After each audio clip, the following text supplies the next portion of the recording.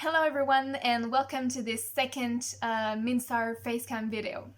So in this period of quarantine, a lot of museums and cultural institutions have decided to put their collections online so that people could still access some culture during these difficult times. Here at Minsar, we have decided to make Minsar free for museums and cultural institutions during that period of time to help them in that great endeavor. It's also the perfect moment to reflect upon the way digital technologies can be a huge benefit for cultural heritage. And for me, it's also the occasion to talk about a subject that is very dear to my heart, since it's also the subject of my PhD thesis. So let's get into it.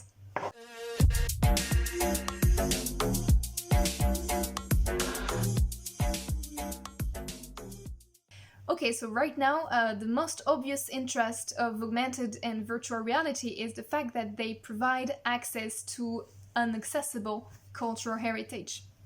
In the current situation, I'm thinking about Versailles via The Castle is Yours, which allows you to visit the Château de Versailles in VR, although it's closed, and you can visit it, of course, without the crowd. And you are alone, you can wander, really take your time to wander through the halls, to examine the furniture with information about it, audio commentaries and all.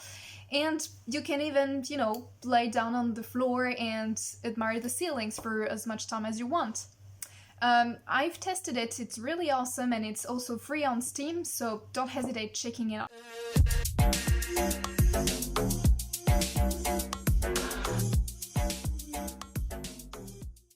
Yet, XR technologies are also used to provide access to places that are generally not accessible to the general public. The virtual visit of the Cathedral of Strasbourg, for example, was developed in 2015 by Holo3, Sepia Interactive and Inventive Studio, and it allows the visitor to access the highest parts of the cathedral, and it looks fantastic. At last, there's another type of access I can see that virtual reality and augmented reality do provide, a symbolic access. For instance, in 2019, the Musée d'Archéologie Nationale used Minsar to create an experience where they put digital copies of the authentic objects displayed in the display cases throughout the room, and people were invited to see them from really close, to turn around, and even enter the objects. So this fun and original way to access heritage do represent for me a new type of access to cultural heritage beyond display cases. And it perhaps creates another type of intimacy, of encounter between visitor and cultural objects.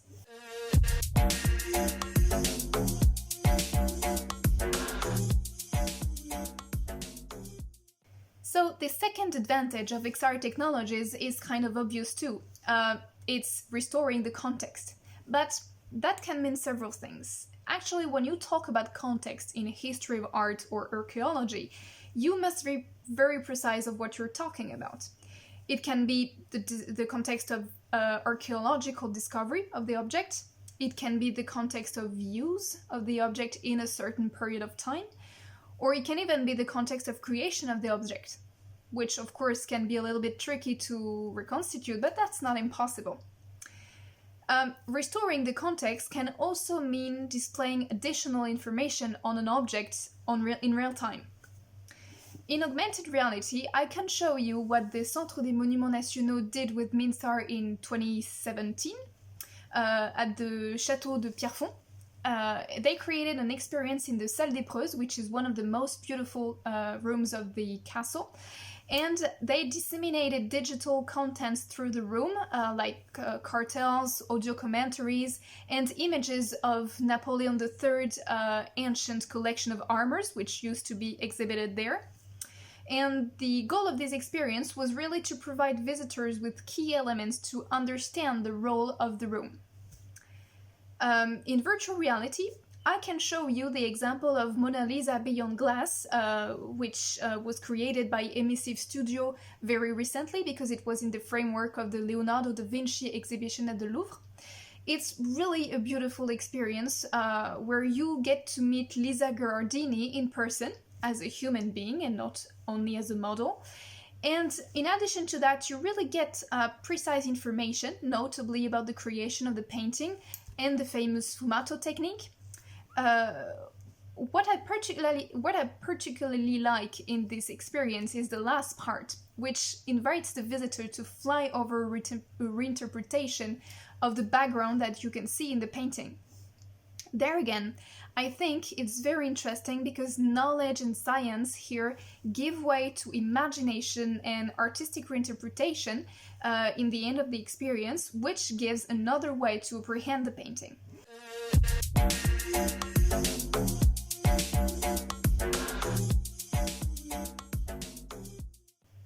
So this particular idea of artistic presentation of cultural heritage is really important to me because it's one of the core questions of my research and of my PhD thesis.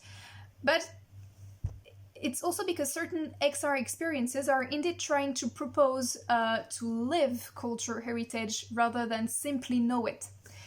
Most of the time, these experiences rely more on imagination and subjective interpretation, but they are also generally communicated as such so that the public always know what they're dealing with, especially, in the era of fake news. In augmented reality, I'm thinking of the exhibition Stories Behind the Paintings, shown in 2011 in the National Museum of Krakow, where the characters of the paintings actually came to life and told you a story. In virtual reality, the examples are even more numerous because VR has the inherent capacity to transcend matter and to create whole universes, as we have seen in the end of Mona Lisa Beyond Glass. So this kind of experience is particularly interesting because it allows for questioning the sole legitimacy of a relation to heritage which would only be based on knowledge and intellect. Although it could be wrong to, I think it's wrong to say that you can really detach knowledge from emotion, but that's kind of another debate.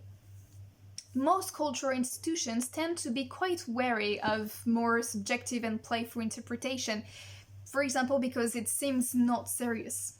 But let's elaborate further on this notion of subjective approach and why it's interesting.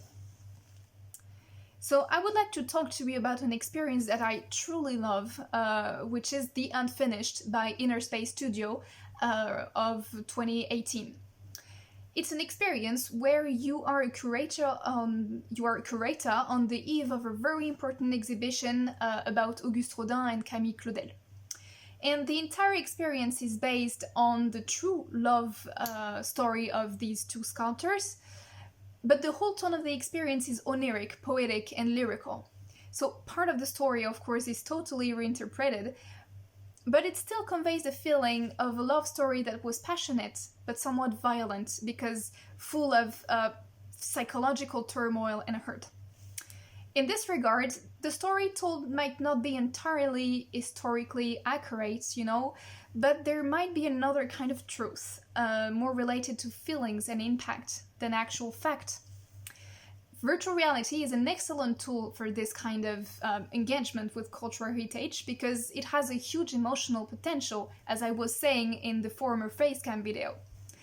Not only can it provide, as we have seen, it can totally provide for scientifically, cognitively enhanced experience, like in Versailles, but it can also provide other types of approaches, some of them more emotional or artistic, which are approaches which are totally as legitimate as traditional and more historically centered ones.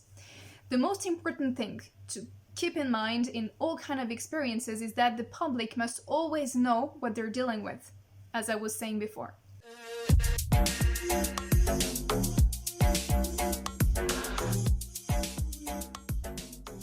And because VR has a huge emotional potential, it is also a fantastic artistic medium. The Unfinished, as we have seen, intertwines history and imagination, but there are some experiences that go even further and plunge you into a total artistic experience. Let's talk about the experience made by Pietro Alberti in the Musée des Arts Décoratifs et du Design in Bordeaux in 2018. So the artist here proposed a VR experience in one of the rooms, which immerses the visitor into games with lights and shadows that alienate the shape of the objects of the room, mirror effects that come and distort the perception of the room, almost plunging you into a total abstraction. So the artistic purpose here is really clear. It's really an experience that aims at questioning the perception of the room, the perception of the objects, and reinterprets that perception in order to provide the visitor with a sensitive artistic experience within which they find themselves at the center. On that note, I thank you for following this second video. As usual, don't forget to subscribe to Minsar channels in order to be kept updated on what's going on. And feel free to check the references that we will be putting in the description of this video in order to go find further information. And I will be most pleased to discuss this fascinating subject with you all. Thank you, take care, and bye-bye.